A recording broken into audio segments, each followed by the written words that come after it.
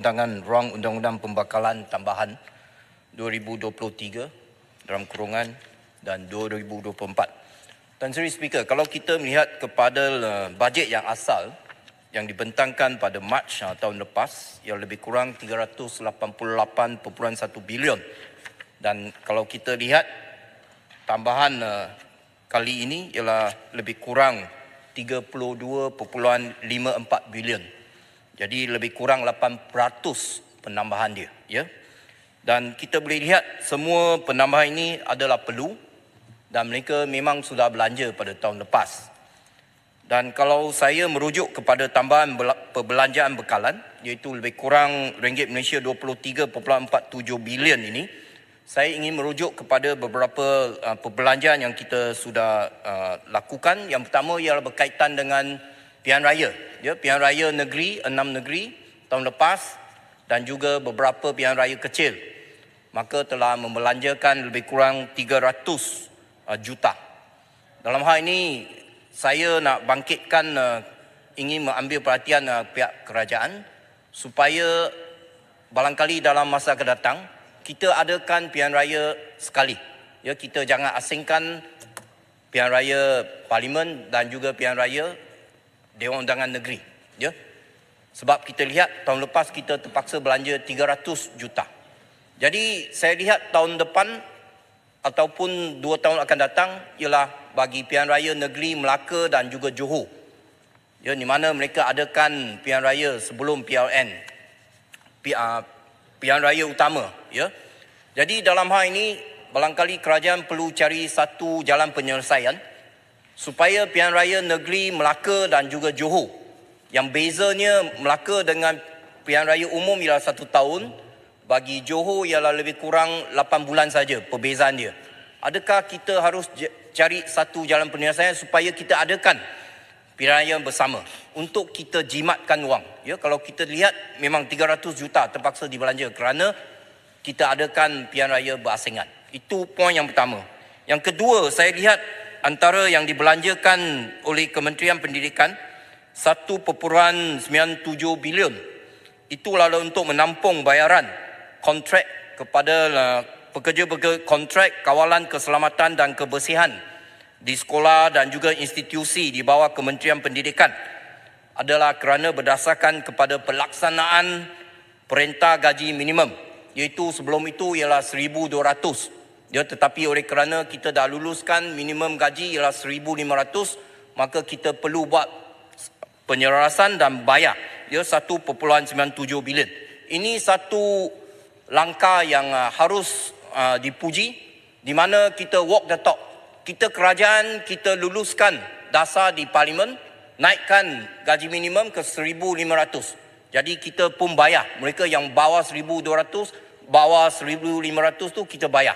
Sebab itu kita perlu belanja 1.97 bilion. Ini menunjukkan konsep madani.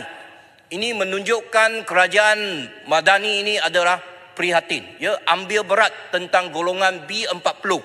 Ya, pekerja-pekerja ini semua pekerja sebagai pengawal, sebagai pembersih, ini semua dia adalah daripada golongan B40. Kita jaga mereka.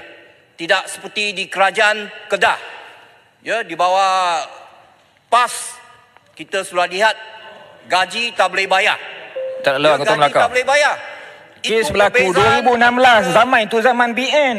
Itu perbezaan antara PAS dengan kerajaan madani di bawah pimpinan yang amat berhormat Anwar Ibrahim. Ya, kita sudah lihat dengan begitu jelas. Mereka ada wang beli Mercedes, tapi tak ada wang nak bayar hutang gaji kepada kaki tangan anak syarikat Perbadanan Menteri Besar Kedah. Itu sungguh malulah, sungguh malu, ya. Dan nak cari banyak alasan untuk mengatakan itu adalah hutang yang lama. Itu bukan alasannya. Hari ini awak adalah kerajaan negeri, kamu patut selesaikan masalah. Itu barulah dinamakan satu kerajaan yang prihatin. Tan Sri Speaker, poin yang ketiga saya minta sedikit masa, Tan Sri Speaker. Ya, berkaitan dengan kalau kita lihat perbelanjaan peruntukan untuk bekalan ini 23.479 bilion.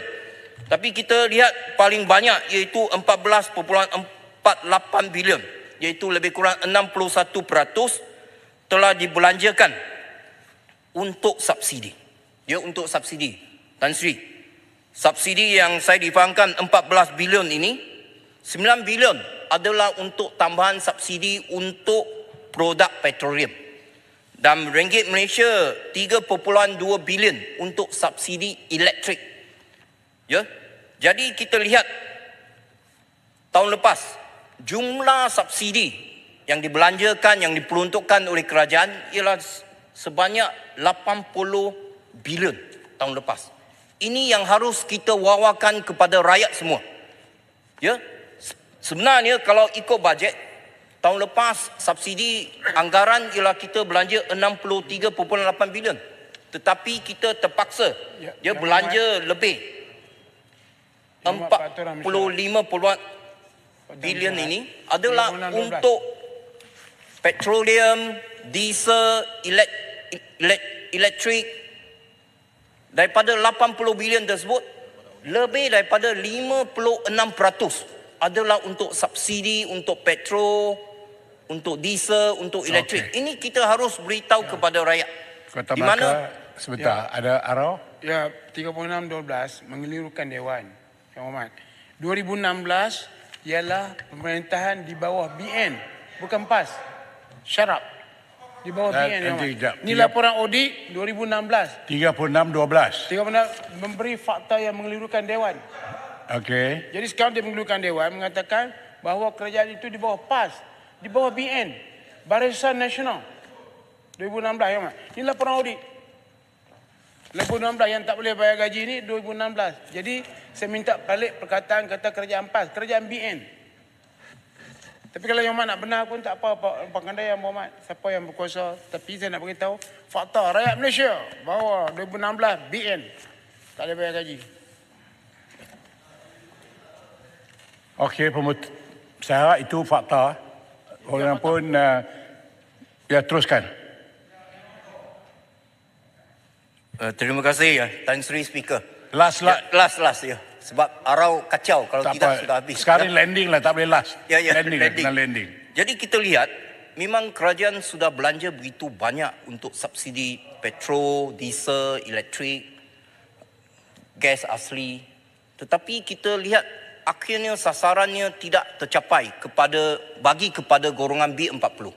Kita lihat Tan Sri Speaker lah, saya bagi satu contoh. Tahun 2019, penggunaan diesel pada waktu tersebut ialah 6.1 bilion liter. Itu 2019. Tahun lepas, penggunaan diesel ialah sebanyak 10.3 bilion. Peningkatan daripada 6 bilion kepada 10 bilion.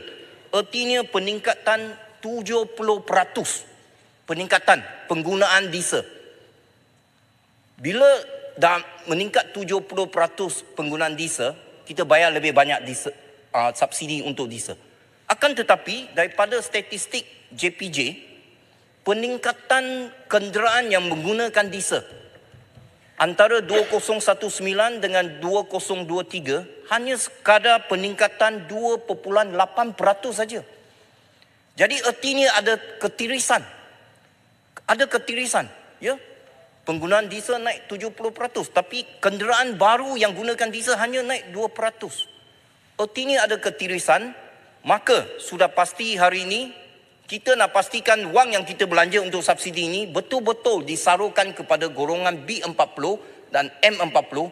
Maka sudah tiba masanya kita harus menyokong kerajaan untuk melaksanakan subsidi bersasar, supaya pada akhirnya subsidi itu dapat betul-betul diberikan kepada mereka yang betul-betul perlukan. Dengan itu, sekian. Terima kasih, Tan Sri Speaker. Terima kasih.